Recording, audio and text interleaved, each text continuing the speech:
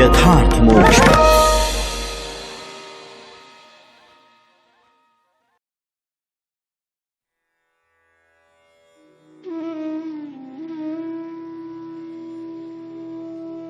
पंचविंशः सर्गः। यज्ञों द्वारा मेघनाद की सफलता, विभीषण का रावण को पर स्त्री हरण के दोष बताना, कुंभी नसी को आश्वासन दे मधु को साथ ले रावण का देवलोक पर आक्रमण करना। महर्षि अगस्त्य ने कहा, खर को राक्षसों की भयंकर सेना देकर और बहन को धीरज बंधाकर रावण बहुत ही प्रसन्न और स्वस्थ चित्त हो गया। तदनंतर बलवान राक्षस राज रावण लंका के निकुंभिला नामक उत्तम उपवन में गया। उसके साथ बहुत से सेवक भी थे। रावण अपनी शोभा एवं तेज से अग्नि के समान प्रज्वलित हो रहा था। उसने निकुंभिला में पहुंचकर देखा एक यज्ञ हो रहा है जो सैकड़ों यूपों से व्याप्त और सुंदर देवालयों से सुशोभित है। फिर वहां उसने अपने पुत्र मेघनाद को देखा जो काला मृगचर्म पहने हुए तथा कमंडलु, शिखा और ध्वज धारण किए बड़ा भयंकर जान पड़ता था। उसके पास पहुंचकर लंकेश्वर ने अपनी भुजाओं द्वारा उसका आलिंगन किया और पूछा, बेटा ये क्या कर रहे हो? ठीक ठीक बताओ। मेघनाद यज्ञ के नियमानुसार मौन रहा। उस समय पुरोहित महातपस्वी द्विज श्रेष्ठ शुक्राचार्य ने, जो यज्ञ संपत्ति की समृद्धि के लिए वहां आए थे, राक्षस राज शिरोमणि रावण से कहा, राजन, मैं सब बातें बता रहा हूं, ध्यान देकर सुनिए। आपके पुत्र ने बड़े विस्तार के साथ 7 यज्ञों का अनुष्ठान किया है। अग्निष्टोम, अश्वमेध, बहुसुवर्णक, राजसूय, गोमेध तथा वैष्णव। ये 6 यज्ञ पूर्ण करके जब इसने 7वां माहेश्वर यज्ञ, जिसका अनुष्ठान करने के लिए अत्यंत दुर्लभ है, आरंभ किया, तब आपके इस पुत्र को साक्षात भगवान पशुपति से बहुत से वर प्राप्त हुए। साथ ही इच्छानुसार चलने वाला एक दिव्य आकाशचारी रथ भी प्राप्त हुआ है। इसके सिवा तामसी नाम की माया उत्पन्न हुई है, जिससे अंधकार उत्पन्न किया जाता है। राक्षसेश्वर, संग्राम में इस माया का प्रयोग करने पर देवता और असुरों को भी प्रयोग करने वाले पुरुष की गतिविधि का पता नहीं लग सकता। राजन, बाणों से भरे हुए 2 अक्षय तरकश, अटूट धनुष तथा रणभूमि में शत्रु का विध्वंस करने वाला प्रबल अस्त्र, इन सब की प्राप्ति हुई है। दशानन, तुम्हारा ये पुत्र इन सभी मनोवांछित वरों को पाकर आज यज्ञ की समाप्ति के दिन तुम्हारे दर्शन करने की इच्छा से यहां खड़ा है। ये सुनकर दशग्रीव ने कहा, बेटा, तुमने यह अच्छा नहीं किया है, क्योंकि इस यज्ञ संबंधी द्रव्यों द्वारा मेरे शत्रुभूत इंद्र आदि देवताओं का पूजन हुआ है। अस्तु, जो कर दिया सो अच्छा ही किया, इसमें संशय नहीं है। सौम्य, अब आओ, चलो हम लोग अपने घर को चलें। तदनंतर दशग्रीव ने अपने पुत्र और विभीषण के साथ जाकर पुष्पक विमान से उन सब स्त्रियों को उतारा जिन्हें हर कर ले आया था। वे अब भी आंसू बहाती हुई गद्य कंठ से विलाप कर रही थीं। वे उत्तम लक्षणों से सुशोभित होती थीं और देवताओं, दानवों तथा राक्षसों के घर की रत्न थीं। उनमें रावण की आसक्ति जानकर धर्मात्मा विभीषण ने कहा, राजन, ये आचरण यश, धन और कुल का नाश करने वाले हैं। इनके द्वारा जो प्राणियों को पीड़ा दी जाती है, उससे बड़ा पाप होता है। इस बात को जानते हुए भी आप सदाचार का उल्लंघन करके स्वेच्छाचार में प्रवृत्त हो रहे हैं। महाराज, इन बेचारी अबलाओं के बंधु बांधवों को मारकर आप इन्हें हर लाए हैं और इधर आपका उल्लंघन करके आपके सिर पर लात रखकर मधु ने मौसेरी बहन कुंभी नसी का अपहरण कर लिया। रावण बोला, मैं नहीं समझता कि तुम क्या कह रहे हो। जिसका नाम तुमने मधु बताया है वो कौन है? तब विभीषण ने अत्यंत कुपित होकर भाई रावण से कहा, सुनिए, आपके इस पाप कर्म का फल हमें बहन के अपहरण के रूप में प्राप्त हुआ है। हमारे नाना सुमाली के जो बड़े भाई माल्यवान नाम से विख्यात बुद्धिमान और बड़े बूढ़े निशाचर हैं, वे हमारी माता कैकसी के ताऊ हैं। इसी नाते वे हम लोगों के भी बड़े नाना हैं। उनकी पुत्री अनला हमारी मौसी हैं। उन्हीं की पुत्री कुंभीनसी है। हमारी मौसी अनला की बेटी होने से ही ये कुंभनसी हम सब भाइयों की धर्मतः बहिन होती है। राजन, आपका पुत्र मेघनाद जब यज्ञ में तत्पर हो गया, मैं तपस्या के लिए पानी के भीतर रहने लगा और महाराज, भैया कुंभकर्ण भी जब नींद का आनंद लेने लगे, उस समय महाबली राक्षस मधु ने यहाँ आकर हमारे आदरणीय मंत्रियों को, जो राक्षसों में श्रेष्ठ थे, मार डाला और कुंभीनसी का अपहरण कर लिया।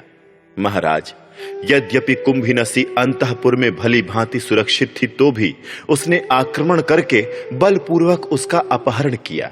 पीछे इस घटना को सुनकर भी हम लोगों ने क्षमा ही की, मधु का वध नहीं किया, क्योंकि जब कन्या विवाह के योग्य हो जाए तो उसे किसी योग्य पति के हाथ में सौंप देना ही उचित है। हम भाइयों को अवश्य ये कार्य पहले कर देना चाहिए था। हमारे यहां से जो बलपूर्वक कन्या का अपहरण हुआ है, ये आपकी इस दूषित बुद्धि एवं पाप कर्म का फल है, जो आपको इसी लोक में प्राप्त हो गया। ये बात आपको भली भांति विदित हो जानी चाहिए। विभीषण की ये बात सुनकर राक्षस राज रावण अपनी की हुई दुष्टता से पीड़ित हो तपे हुए जल वाले समुद्र के समान संतप्त हो उठा। वो रोष से जलने लगा और उसके नेत्र लाल हो गए। वो बोला, मेरा रथ शीघ्र ही जोत कर आवश्यक सामग्री से सुसज्जित कर दिया जाए। मेरे शूरवीर सैनिक रण यात्रा के लिए तैयार हो जाएं। भाई कुंभकर्ण तथा अन्य मुख्य निशाचर नाना प्रकार के अस्त्र शस्त्रों से सुसज्जित हो सवारियों पर बैठे। आज रावण का भय न मानने वाले मधु का सम्रांगण में वध करके मित्रों को साथ लिए युद्ध की इच्छा से देवलोक की यात्रा करूंगा। रावण की आज्ञा से युद्ध में उत्साह रखने वाले श्रेष्ठ राक्षसों की 4000 अक्षौहिणी सेना नाना प्रकार के अस्त्र शस्त्र लिए शीघ्र लंका से बाहर निकली। मेघनाद समस्त सैनिकों को साथ लेकर सेना के आगे आगे चला। रावण बीच में था और कुंभकर्ण पीछे पीछे चलने लगा। विभीषण धर्मात्मा थे, इसलिए वे लंका में ही रहकर धर्म का आचरण करने लगे। शेष सभी महाभाग निशाचर मधुपुर की ओर चल दिए। गधे, ऊंट, घोड़े, शिशुमार और बड़े बड़े नाग आदि दीप्तिमान वाहनों पर आरूढ़ हो सब राक्षस आकाश को अवकाश रहित करते हुए चले। रावण को देवलोक पर आक्रमण करते देख सैकड़ों दैत्य भी उसके पीछे पीछे चले, जिनका देवताओं के साथ वैर बंध गया था। मधुपुर में पहुंचकर दशमुख रावण ने वहां कुंभीनसी को देखा, किंतु मधु का दर्शन उसे नहीं हुआ। उस समय कुंभीनसी ने भयभीत हो हाथ जोड़कर राक्षस राज के चरणों पर मस्तक रख दिया। तब राक्षस प्रवर रावण ने कहा, डरो मत। फिर उसने कुंभीनसी को उठाया और कहा, मैं तुम्हारा कौन सा प्रिय कार्य करूं? वो बोली, दूसरों को मान देने वाले राक्षस राज, महाबाहु, यदि आप मुझ पर प्रसन्न हैं तो आज यहां मेरे पति का वध न कीजिए, क्योंकि कुल वधुओं के लिए वैधव्य के समान दूसरा कोई भय नहीं बताया जाता है। वैधव्य ही नारी के लिए सबसे बड़ा भय और सबसे महान संकट है। राजेंद्र, आप सत्यवादी हों, अपनी बात सच्ची करें। मैं आपसे पति के जीवन की भीख मांगती हूं। आप मुझ दुखिया बहन की ओर देखिए, मुझ पर कृपा कीजिए। महाराज, आपने स्वयं भी मुझे आश्वासन देते हुए कहा था कि डरो मत, अतः अपनी उसी बात की लाज रखिए। ये सुनकर रावण प्रसन्न हो गया। वो वहां खड़ी हुई अपनी बहन से बोला, तुम्हारे पति कहाँ हैं? उन्हें शीघ्र मुझे सौंप दो। मैं उन्हें साथ लेकर देवलोक पर विजय के लिए जाऊंगा। तुम्हारे प्रति करुणा और सौहार्द के कारण मैंने मधु के वध का विचार छोड़ दिया है।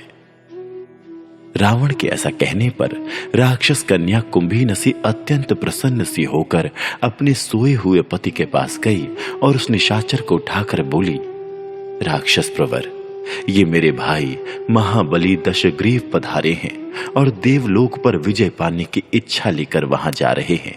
इस कार्य के लिए ये आपको भी सहायक बनाना चाहते हैं, अतः आप अपने बंधु बांधवों के साथ इनकी सहायता के लिए जाइए। मेरे नाते आप पर इनका स्नेह है, आपको जामाता मानकर ये आपके प्रति अनुराग रखते हैं, अतः आपको इनके कार्य की सिद्धि के लिए अवश्य सहायता करनी चाहिए। पत्नी की ये बात सुनकर मधु ने तथास्तु कहकर सहायता देना स्वीकार कर लिया। फिर वो न्यायोचित रीति से निकट जाकर निशाचर शिरोमणि राक्षस राज रावण से मिला। मिलकर उसने धर्म के अनुसार उसका स्वागत सत्कार किया। मधु के भवन में यथोचित आदर सत्कार पाकर पराक्रमी दशग्रीव वहां एक रात रहा, फिर सवेरे उठकर वहां से जाने को उद्यत हुआ। मधुपुर से यात्रा करके महेंद्र के तुल्य पराक्रमी राक्षस राज रावण सायंकाल तक कुबेर के निवास स्थान कैलाश पर्वत पर जा पहुंचा। वहां उसने अपनी सेना का पड़ाव डालने का विचार किया। इस प्रकार श्री वाल्मीकि निर्मित आर्ष रामायण आदि काव्य के उत्तर कांड में 25वां सर्ग पूरा हुआ। षड्विंशः सर्ग है। रावण का रंभा पर बलात्कार करना और नलकूबर का रावण को भयंकर शाप देना। अगस्त्य जी कहते हैं, जब सूर्य अस्तांचल को चले गए तब पराक्रमी दशग्रीव ने अपनी सेना के साथ कैलाश पर ही रात में ठहर जाना ठीक समझा। उसने वहीं छावनी डाल दी। फिर कैलाश के ही समान श्वेत कांति वाले निर्मल चंद्रदेव का उदय हुआ और नाना प्रकार के अस्त्र शस्त्रों से सुसज्जित निशाचरों की वो विशाल सेना गाढ़ निद्रा में निमग्न हो गई। परंतु महापराक्रमी रावण उस पर्वत के शिखर पर चुपचाप बैठकर चंद्रमा की चांदनी से सुशोभित होने वाले उस पर्वत के विभिन्न स्थानों की, जो संपूर्ण काम योग के उपयुक्त थे, नैसर्गिक छटा निहारने लगा। कहीं कनेर के दीप्तिमान कानन शोभा पाते थे, कहीं कदम्ब और बकुल वृक्षों के समूह अपनी रमणीयता बिखेर रहे थे, कहीं मंदाकिनी के जल से भरी हुई और प्रफुल्ल कमलों से अलंकृत पुष्करनियां शोभा पा रही थी, कहीं चंपा, अशोक, पुन्नाग, मंदार, आम, पाड़र, लोध, प्रियंगु, अर्जुन, केतक, तगर, नारिकेल, प्रियाल और पनस आदि वृक्ष अपने पुष्प आदि की शोभा से उस पर्वत शिखर के वन्य प्रांत को उद्भासित कर रहे थे।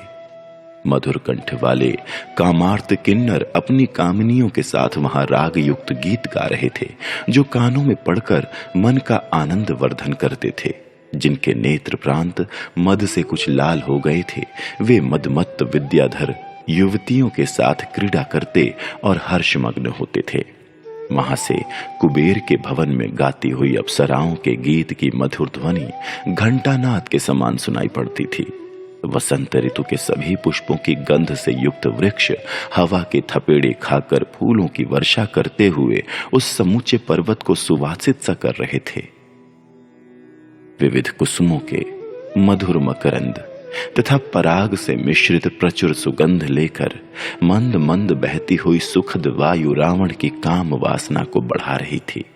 संगीत की मीठी तान, भांति भांति के पुष्पों की समृद्धि, शीतल वायु का स्पर्श, पर्वत के आकर्षक गुण, रजनी की मधुवेला और चंद्रमा का उदय उद्दीपन के साथ इन सभी उपकरणों के कारण वो पराक्रमी रावण काम के अधीन हो गया और बारंबार लंबी सांस खींचकर चंद्रमा की ओर देखने लगा। इसी बीच में समस्त अप्सराओं में श्रेष्ठ सुंदरी पूर्ण चंद्रमुखी रंभा दिव्य वस्त्राभूषणों से विभूषित हो उस मार्ग से आ निकली। उसके अंगों में दिव्य चंदन का अनुलेप लगा था और केशपाश में पारिजात के पुष्प गुंधे हुए थे। दिव्य पुष्पों से अपना श्रृंगार करके वो प्रिय समागम रूप दिव्य उत्सव के लिए जा रही थी। मनोहर नेत्र तथा कांची की लड़ियों से विभूषित पीन जघन स्तन को वो रति के उत्तम उपहार के रूप में धारण किए हुए थी। उसके कपोल आदि पर हरि चंदन से चित्र रचना की गई थी। वो 6 ऋतुओं में होने वाले नूतन पुष्पों के आर्द्र हारों से विभूषित थी और अपनी अलौकिक कांति, शोभा, द्युति एवं कीर्ति से युक्त हो उस समय दूसरी लक्ष्मी के समान जान पड़ती थी। उसका मुख चंद्रमा के समान मनोहर था और दोनों सुंदर बाहों कमान सी दिखाई देती थीं। वो सजल जलधर के समान नील रंग की साड़ी से अपने अंगों को ढके हुए थी। उसकी जांघों का उतार चढ़ाव हाथी की सूंड के समान था। दोनों हाथ ऐसे कोमल थे मानो देह रूपी रसाल की डाल के नए नए पल्लव हों। वो सीना के बीच से होकर जा रही थी, अतः रावण ने उसे देख लिया। देखते ही वो कामदेव के बाणों का शिकार हो गया और खड़ा होकर उसने अन्यत्र जाती हुई रंभा का हाथ पकड़ लिया। बेचारी अबला लाज से गड़ गई, परंतु वो निशाचर मुस्कुराता हुआ उससे बोला, बरारोहे, कहां जा रही हो? किसकी इच्छा पूर्ण करने के लिए स्वयं चल पड़ी हो? किसके भाग्योदय का समय आया है जो तुम्हारा उपभोग करेगा? कमल और उत्पल की सुगंध धारण करने वाले तुम्हारे इस मनोहर मुखार विंद का रस अमृत का भी अमृत है। आज इस अमृत रस का आस्वादन करके कौन तृप्त होगा? भीरू, परस्पर सटे हुए तुम्हारे ये सुवर्णमय कलशों के सदृश सुंदर पीन उरोज किसके वक्षस्थलों को अपना स्पर्श प्रदान करेंगे? सोने की लड़ियों से विभूषित तथा सुवर्णमय चक्र के समान विपुल विस्तार से युक्त तुम्हारे पीन जघन स्थल पर जो मूर्तिमान स्वर्ग सा जान पड़ता है, आज कौन आरोहण करेगा? इंद्र, उपेंद्र अथवा अश्विनी कुमार ही क्यों न हो, इस समय कौन पुरुष मुझसे बढ़कर है? भीरू, तुम मुझे छोड़कर अन्यत्र जा रही हो, ये अच्छा नहीं है। स्थूल नितंब वाली सुंदरी, ये सुंदर शिला है, इस पर बैठकर विश्राम करो। इस त्रिभुवन का जो स्वामी है वो मुझसे भिन्न नहीं है। मैं ही संपूर्ण लोकों का अधिपति हूं, तीनों लोकों के स्वामी का भी स्वामी तथा विधाता। ये दशमुख रावण आज इस प्रकार विनीत भाव से हाथ जोड़कर तुमसे याचना करता है। सुंदरी, मुझे स्वीकार करो। रावण के ऐसा कहने पर रंभा कांप उठी और हाथ जोड़कर बोली, प्रभु प्रसन्न होइए, मुझ पर कृपा कीजिए। आपको ऐसी बात मुंह से नहीं निकालनी चाहिए, क्योंकि आप मेरे गुरुजन हैं, पिता के तुल्य हैं। यदि दूसरे कोई पुरुष मेरा तिरस्कार करने पर उतारू हों तो उनसे भी आपको मेरी रक्षा करनी चाहिए। मैं धर्मतः आपकी पुत्र वधू हूं, यह आपसे सच्ची बात बता रही हूं। रंभा ने अपने चरणों की ओर देखते हुए मुंह नीचे किए हुए उनसे ये बात कही। रावण की दृष्टि पड़ने मात्र से भय के कारण उसके रोंगटे खड़े हो गए थे। उस समय उससे रावण ने कहा, रंभे, यदि यह सिद्ध हो जाए कि तुम मेरे बेटे की बहू हो तभी मेरी पुत्रवधू हो सकती हो, अन्यथा नहीं। तब रंभा ने बहुत अच्छा कहकर रावण को इस प्रकार उत्तर दिया, राक्षस शिरोमणि, धर्म के अनुसार मैं आपके पुत्र की ही भार्या हूं। आपके बड़े भाई कुबेर के पुत्र मुझे प्राणों से भी बढ़कर प्रिय हैं। वे तीनों लोकों में नलकूबर नाम से विख्यात हैं तथा धर्मानुष्ठान की दृष्टि से ब्राह्मण और पराक्रम की दृष्टि से क्षत्रिय हैं। वे क्रोध में अग्नि और क्षमा में पृथ्वी के समान हैं। उन्हीं लोकपाल कुमार प्रियतम नलकूबर को आज मैंने मिलने के लिए संकेत दिया है। यह सारा श्रृंगार मैंने उन्हीं के लिए धारण किया है। जैसे उनका मेरे प्रति अनुराग है, उसी प्रकार मेरा भी उन्हीं के प्रति प्रगाढ़ प्रेम है, दूसरे किसी के प्रति नहीं है। शत्रुओं का दमन करने वाले राक्षस राज, इस सत्य को दृष्टि में रखकर आप इस समय मुझे छोड़ दीजिए। वे मेरे धर्मात्मा प्रियतम उत्सुक होकर मेरी प्रतीक्षा करते होंगे। उनकी सेवा के इस कार्य में आपको यहां विघ्न नहीं डालना चाहिए। मुझे छोड़ दीजिए। राक्षस राज, आप सत्पुरुषों द्वारा आचरित धर्म के मार्ग पर चलिए। आप मेरे माननीय गुरुजन हैं, अतः आपको मेरी रक्षा करनी चाहिए। ये सुनकर दशग्रीव ने उसे नम्रता पूर्वक उत्तर दिया, रंभे, तुम अपने को जो मेरी पुत्र वधू बता रही हो वो ठीक नहीं जान पड़ता है। ये नाता रिश्ता उन स्त्रियों के लिए लागू होता है जो किसी एक पुरुष की पत्नी हो। तुम्हारे देवलोक की तो स्थिति ही दूसरी है। वहां सदा से यही नियम चला आ रहा है कि अप्सराओं का कोई पति नहीं होता, वहां कोई एक स्त्री के साथ विवाह करके नहीं रहता है। ऐसा कहकर उस राक्षस ने रंभा को बलपूर्वक शिला पर बैठा लिया और काम भोग में आसक्त हो उसके साथ समागम किया। उसके पुष्पहार टूटकर गिर गए, सारे आभूषण अस्त व्यस्त हो गए।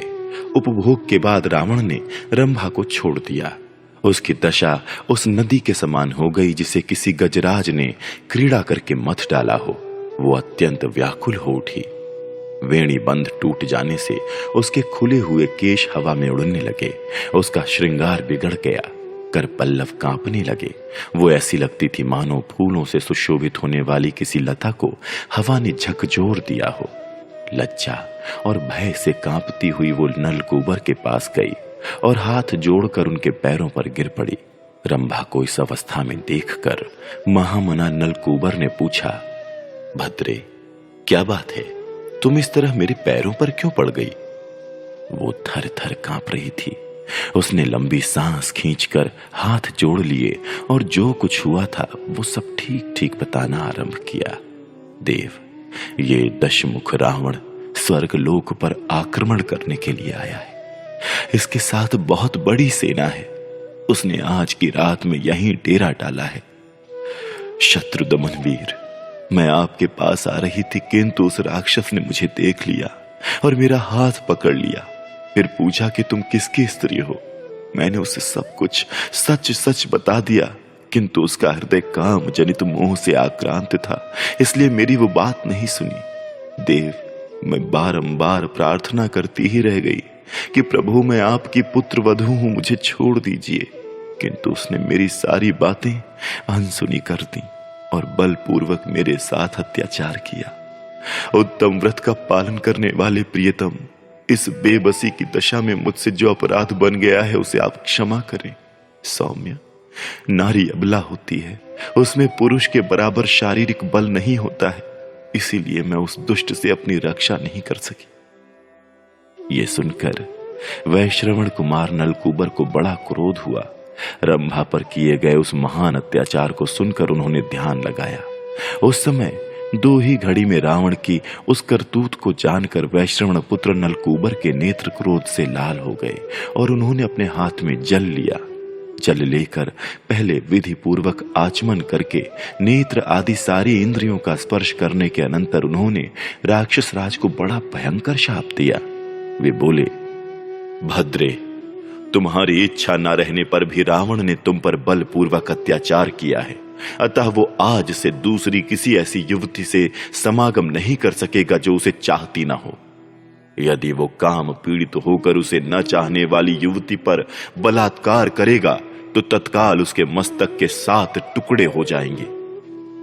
नलकूबर के मुख से प्रज्वलित अग्नि के समान दग्ध कर देने वाले इस शाप के निकलते ही देवताओं की दुंदुभियां बज उठीं और आकाश से फूलों की वर्षा होने लगी। ब्रह्मा आदि सभी देवताओं को बड़ा हर्ष हुआ।